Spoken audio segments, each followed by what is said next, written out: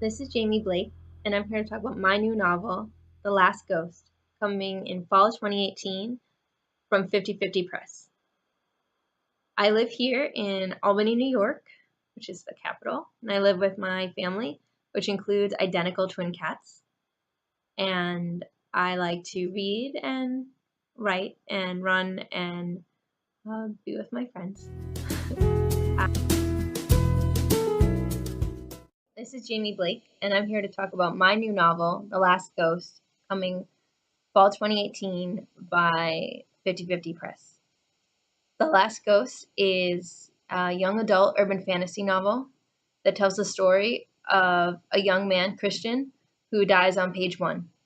Spoiler alert. It then goes on to tell the story about his friends and family who are trying to fill the emptiness his life left or death left them, and understand some of the many secrets that he had as the truth starts to come out, and the story of the fatality who knows that although she was his death, that he wasn't supposed to be her case, and try to understand what nefarious plot led to that happening. I hope you enjoy reading it next fall.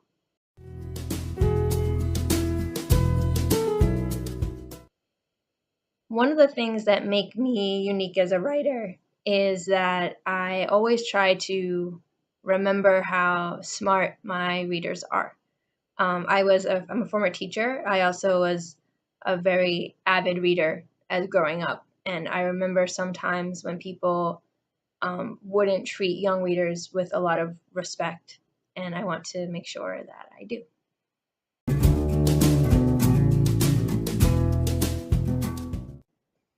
Right now, The Last Ghost is considered a standalone work. I have other novels that take place in different worlds that I have been working on, although I would not be opposed to revisiting the universe of The Last Ghost in the future.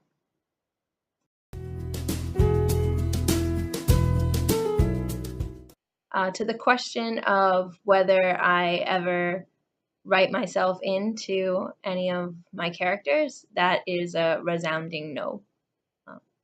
I think sometimes some of the feelings I have felt, my characters have felt similar feelings, but I'm not any of those people, and I'm happy about that.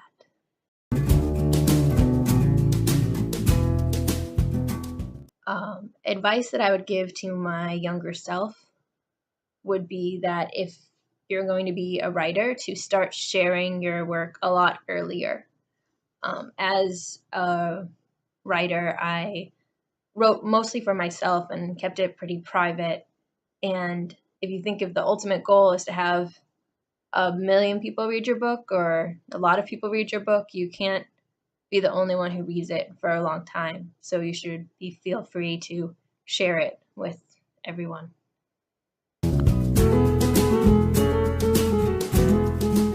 The toughest criticism that I ever received in regard to my writing is when I was in college. I once wrote a paper that I was running out of time and sort of hurried it a little bit.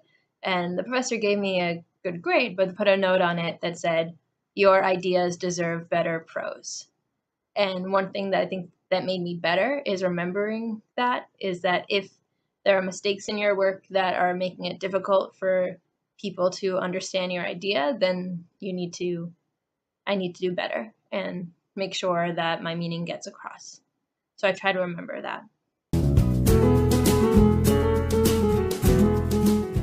What was tough to edit out?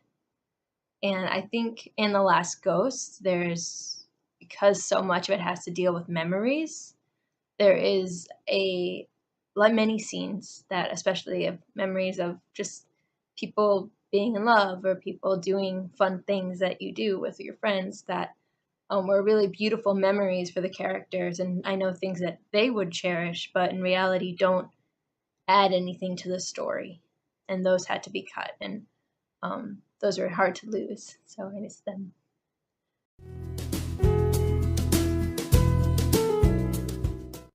What fictional world would you love to live in? I think probably I'm gonna go with my classic that made me want to be a writer of fictional world, and say Narnia, but specifically Narnia, where The Horse and His Boy takes place, which is after the Pevensies have arrived in Narnia and become kings and queens, but before they have to go home. The period of time takes place about 2 pages in The Lion, the Witch, and the Wardrobe, but is, I think, actually about 10 years. And so I think that would have been a great time to be in Narnia.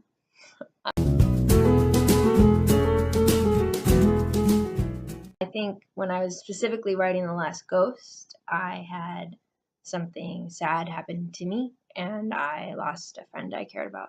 And I was looking for something to read that would make me feel better.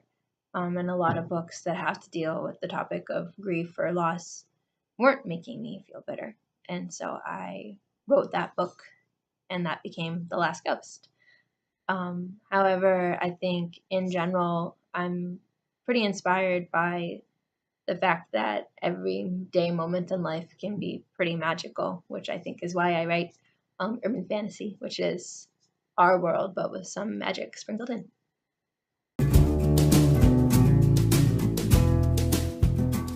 Did publishing my book change my writing?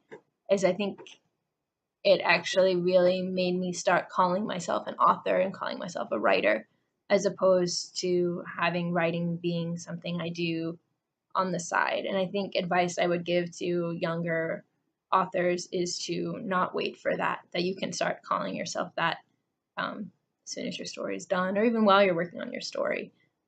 But publishing is still really exciting.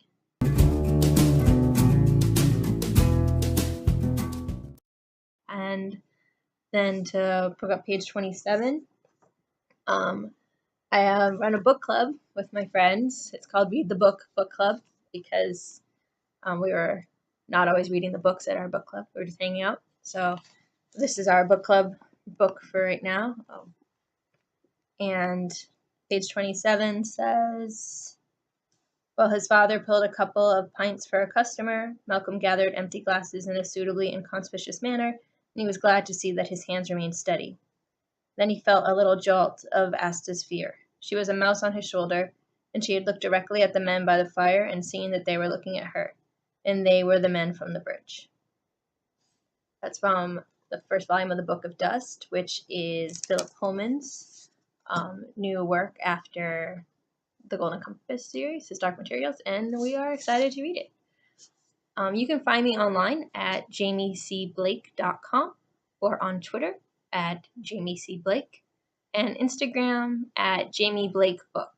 I can't wait to talk to you then, and I can't wait for you to read The Last Ghost. Thank you.